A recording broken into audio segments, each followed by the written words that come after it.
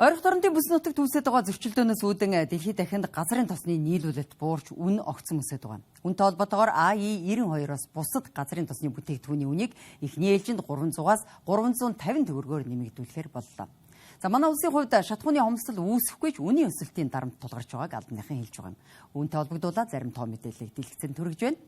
Манай улс шатхууны хэрэглээгээд 100% импортоор хангадаг. Нийт импортын 98%-ийг Оросын холбооны улс, 2%-ийг бүгд наримдах Хятад ард улс эзэлж байна. Тэгвэл гол ханган нийлүүлэгч Оросын холбооны улсын Роснефть компани 4-р сарын хил үн өмнөх сараас бүх төрлийн шатхууны үн тонн тутамдаа 441-ээс 648 Америк доллараар тус нэмэгдсэн байна. Үүнтэй холбоотойгоор манай улсын дотоод зах зээл дээрх бүх төрлийн шатхууны үнж нэмэгдэхээр байгаа юм байна. Тухайлбал дизель түлш 220 төгрөгөөр нэмэгдэж 5200 төгрөг. Евро 5 дизель түлш 1300 төгрөгөөр нэмэгдэж 5300 төгрөг.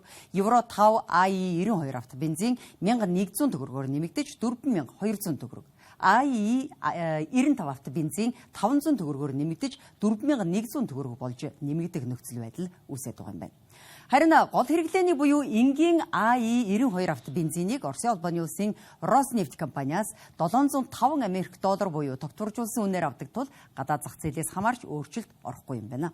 Ямар нэг давагдашгүй хүчин зүйл үүсээгүй тохиолдолд АИ-92 авто бензиний хангамж нийлүүлэлтэд асуудал гарахгүй гэж салбарын удирдлагууд мэдээлж байна. Дэлхийд дахинд газрын тосны нөөц хангалттай хэмжээнд байгаа боловч ойрхон дорнодын бүс нутагт үүсээдгүй зөрчилдөөнөөс үүдэн тээвэрлэлтийн гол байршлуудын аюулгүй байдал алдагдаж газрын тосны нийлүүлэлт буурч үн өсгөхөд хүрээд байгаа. Үүнтэй холбоотойгоор аж үйлдвэр эрдэс баялагын яамнаас мэдээлэл хийлээ. Ингэхдээ 92 авто бензинээс бусад газрын тосны бүтээгдэхүүний үн нэмэгдэх бөгөөд гадаад нөхцөл байдлаас үүдэн өөр арга байхгүй гэдгийг хэлж байна.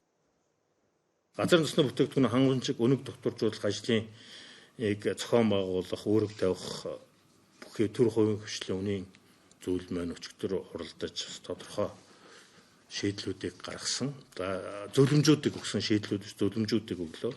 За үүн дээр бол одоо Монгол онц сангийн яам, аж үйлдвэр, зам тээврийн яам, ашигт нутгийн газрын тосны газар, аж ахуй нэгж, бусад холбогдох аж ахуй нэгжүүд бол тодорхой зөвлөмжүүдийг хүргэж за литр тутамдаа АИ-92-оос бусад төрлийн бүтээгдэхүүнүүд дээр нэг 300-аас 350 төгрөгөөр нэмэгдүүлэхээр ийм зөвлөмжийг хүргэлээ. За ер нь бол хил үнийг тооцоод үзэх юм бол нэг 900-аас 1000, 2000 төгрөгөөр нэмэгдэхээр одоо ийм тооцоол гарч байна. Дэлхийд дахинд үүсээд буй асуудал өнгөрсөн өдрүүдэд Азийн бүс нутагт хүчтэй нөлөөлж шатхууны үн огцон өсөж байгаа. Тухайлбал Камбожид бензиний үн 60%-аар, Вьетнамд 50 орчим хувиар, Лаост 30 гаруй хувиар нэмэгдээд байгаа нь бүс нутгийн хэмжээнд өндөрт тооцогдож байна. Улмаар улс орнууд богино болон урт хугацааны арга хэмжээг хэрэгжүүлж байгаа бөгөөд шатхууны хэрэглээг хязгаарлах, санхүүгийн дэмжлэг үзүүлэх, татварыг бууруулах, дээд үнд тогтоох, экспортыг түр хугацаанд хориглох болон био түлш эрчим хүчний үйлдвэрлэлийг эрчимжүүлэхээр ажиллаж байгаа юм а. Манай улсын хувьд мөн адил энэ төрлийн арга хэмжээг хэрэгжүүлнэ гэдгийг салбарынхан хэллээ. Олон улсад ч гэсэн яг тийм арга хэмжээнүүдийг авч хэрэгжүүлж байна. Жишээлбэл төрийн байгууллагуудын энэ дулааны, цахилгааны асуудлуудыг хэмнэж байна. За мөн албан томилтуудыг бас нэлээд хэмнэж байна. Зүгээр манай засгийн газар удахгүй талаар бол бас шийдвэр гаргах баг. Бид нар бол саналаа боловсруулж хургуулна. Энэ дээр бол эхний ээлжинд төрийн хэрэглээнд онцгой байдал, эмнэлэг, за хүнсний хангамжийн логистикийн тээврийн компаниудаас бусад тээврийн хэрэгслүүд дээр бас тодорхой хэмжээний хязгаарлалт тавих, хэмнэлт гаргах. Бид нэр эрэлттэй л бас багасгах хэрэгтэй. Тэгэх юм бол бас нөөцөл цаашаа хангалттай байх боломжтой гэж ингэж харж байгаа. Дээр нь бол төрөний хэлсэн арга хэмжээнүүдийг бол Монголд авч хэрэгжүүлэх бүрэн боломжтой гэж харж байгаа. Нэгдүгээр дугаарын хязгаарлалтыг авч хэрэгжүүлэх хэрэгтэй. Хоёрдугаарт нийтийн тээврийг нэмэгдүүлэх шаардлагатай. Боломжтой бол аж ахуй нэгжүүд, төрийн байгууллагууд онлайнаар ажиллах нөхцөл боломжийг бүрдүүлэх. За мөн ажилтаа эрэхтэй ч гэсэн бивнийхээ унаанд дайгддаг ч юм уу. Ийм байдлаар явах юм бол нөхцлүүдийг бол бид нэр судалж засгийн газарт орж танилцуулна гэж ингэж харж байгаа.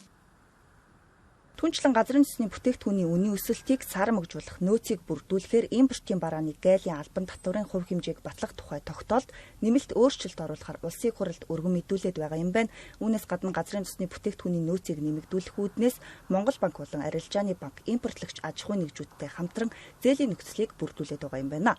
Ингэхдээ зээл олголтыг эхлүүлэх бэлтгэл ажил бэлэн болсон бөгөөд энэ ондоо багтаан 150 мянган метр куб багтаамжтай агуулгыг ашиглалтад оруулахар төлөвлөжээ.